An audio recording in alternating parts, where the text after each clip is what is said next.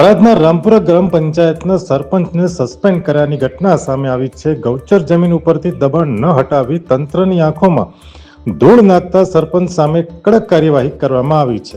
સ્થળ પર જ નહીં પરંતુ કાગળ ઉપર દબાણ હટાવતા સરપંચે ફરજમાં બેદરકારી અને નિયમો નેવે મુકાયા હોવાનું સામે આવ્યું છે।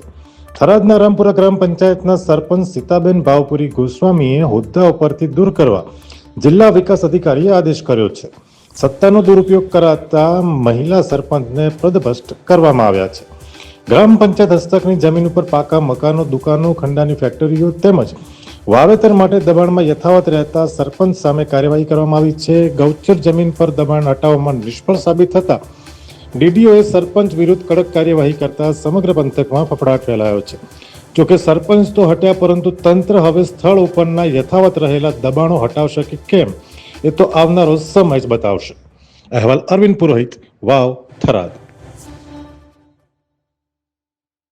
અમે તમને આપીશું પળેપળના સમાચાર। જો તમે અમારા નિર્ભય માર્ગ ન્યૂઝ ચેનલને સબસ્ક્રાઇબ કર્યું નથી તો અત્યારે જ નીચે આપેલા આઇકોન બટન પર ક્લિક કરીને સબસ્ક્રાઇબ કરો અને શેર કરવાનું ભૂલશો નહીં।